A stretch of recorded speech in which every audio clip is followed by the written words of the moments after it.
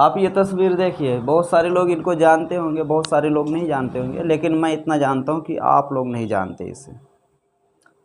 और आप लोग इनके क्या, बहुत सारे हमारे देश में ऐसे लोग हैं जिनको आप नहीं जानते होंगे। आपके जो बड़े लोग हैं वो भी नहीं उन्हें जानते होंगे। उनका बहुत बड़ा योगदान होता है समाज और कला, साइंस, अनेक क्षेत्रों में।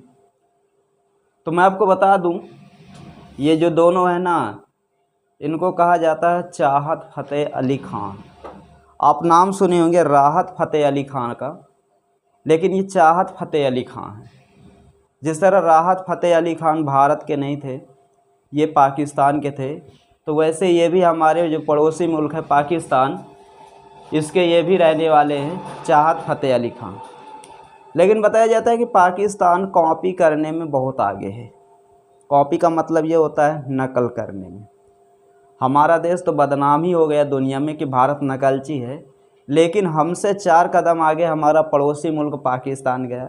अब हैं तो भाई ही भाई, भाई का असर दूसरे भाई में दिखाई पड़ता है। जहाँ हमारे देश में फिल्में जो बनती हैं, हम लोग हॉलीवुड की नकल करते हैं, तो वैसे ही पाकिस्तान में जो फिल्में बनती हैं, पाकिस्तान हमारे यहाँ की नकल करता है।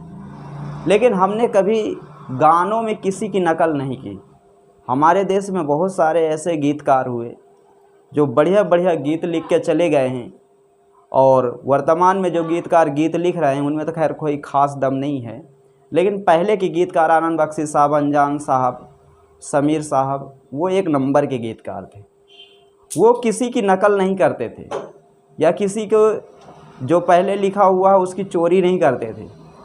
लेकिन पाकिस्तान में आज भी ये सिलसिला जारी है, और यही कारण है कि जो पाकिस्तान के सिंगर्स हैं, या पाकिस्तान के फिल्म अभिनेता हैं, या पाकिस्तान के फिल्में हैं, वो ठीक ठाक नहीं चल पाती। क्योंकि ये क्या करते हैं, एक देश से दूसरे देश के फिल्में चुरा लेते हैं, उनकी स्क्रिप्ट चुरा लेंगे, अपने यहाँ बना देंगे सेम कहानी पर, उनके गीत उठा लेंगे, उनके तर्ज उठा लेंगे और अपने यहाँ पर उसको कर देंगे। तो भारत की एक बहुत प्रसिद्ध एक गायिका थी नूरजहाँ, गज़ल गायिका थी। तो उनका एक गज़ल था बदो बदी। अब बदो बदी को इन्होंने क्या किया कि आज से 1 महीना पहले उठा लिए और इन्होंने गा दिया बदो बदी। आप लोग रील में देखे होंगे, बहुत अच्छा इसमें लोग नाचते हैं, गाते हैं। खैर गाने में क्या दम है ये नहीं, लेकिन लोग नाचते गाते हैं बदो बदी बदो बदी। ऐसा बताया जाता है कि 1 महीने के अंदर उस 20 सेकंड या 30 सेकंड के सॉन्ग पर लगभग आप ये समझ लीजिए कि 128 मिलियन व्यूज आ चुके हैं। और 128 मिलियन व्यूज कम नहीं होता, बहुत ज़्यादा होता है। और हम ये कह सकते हैं कि पूरे भारत, पाकिस्तान, बांग्लादेश, नेपाल, दक्षिण एशिया के जितने भी देश हैं, उन देशों में वो गाना धमाल मचा दिया, आप ये कहिए। और वो गीत आदमी सुनते हैं तो आदमी उसका भले ही अर्थ ना निकाल पाते हों, लेकिन वो बदो बदी जब कहते हैं ना तो लोग हंसते हैं, फिर बार बार उसको रिपीट करके सुनते हैं, कहते अच्छा लगता है, लेकिन समझ में नहीं आ रहा क्या कह रहा। इनका जो गाने का तरीका था वो उनके पसंद आया, और ये रातों रात सुपरस्टार बन गए। लेकिन हमारे देश में बहुत सारे लोग ऐसे हैं कि इनको जानते नहीं थे कि गीत किसने गाया।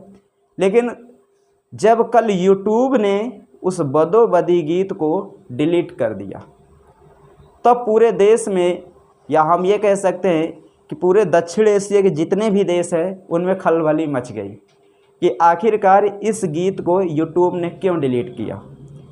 तो बाद में जब यूट्यूब से रीज़न पूछा गया तो यूट्यूब ने कहा कि ये जो बदो बदी गीत है ये एक कॉपीराइट गीत है।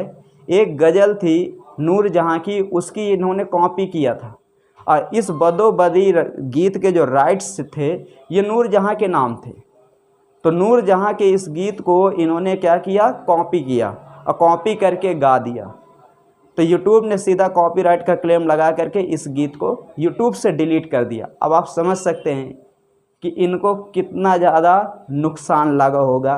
128 मिलियन व्यूज वाला जो गीत है उसे यूट्यूब ने डिलीट कर दिया, और वो इनके मुंह में तो थप्पड़ मारा ही है, साथ में पड़ोसी मुल्क पाकिस्तान के भी। अब पाकिस्तान को दुनिया बिल्कुल आप ये समझिए कि वो कह रही है कि जिसको पाकिस्तान सुन तो रहा है लेकिन अंदर ही अंदर बहुत ही ज़्यादा नाराज़ चल रहा है।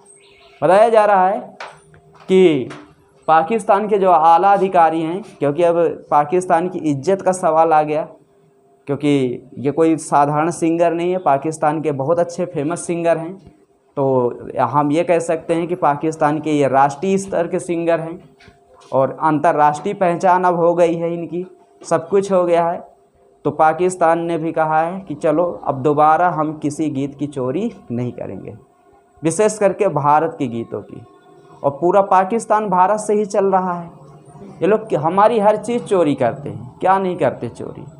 आप ये समझ लीजिए कि इनका बस चले तो भारत से की जो मिट्टी है ना, जलोढ़ मिट्टी हमारी, इसको भी चोरी करके अपने यहाँ पर रख के यहाँ पर खेती करें। इनका बस नहीं चलता। तो कुल मिलाकर हम ये कह सकते हैं कि चोरी करने में पाकिस्तान भी बहुत ही ज़्यादा माहिर है, पाकिस्तान के लोग बहुत ज़्यादा माहिर हैं। इन्होंने हमारे देश की गज़ल चोरी किया और उसको गा दिया, और गाने के बाद यूट्यूब कॉपीराइट के क्लेम में इनकी उस गीत को डिलीट कर दिया। तो ये पाकिस्तान के लिए बहुत बड़ा झटका है, क्योंकि कुछ लोग सोचते होंगे कि ये कोई बात हुई कि एक गीत को डिलीट कर दिया गया। बात गीत के डिलीट करने की नहीं होती, बात होती है इज्जत की।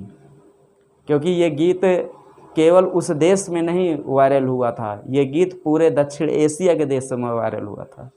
और वो जब दक्षिण एशिया के तमाम देशों में वायरल हुआ तो आप इसका मतलब समझ सकते हैं कि वो गीत नहीं वायरल हुआ, पाकिस्तान वायरल हुआ, पाकिस्तान का सिंगर वायरल हुआ है।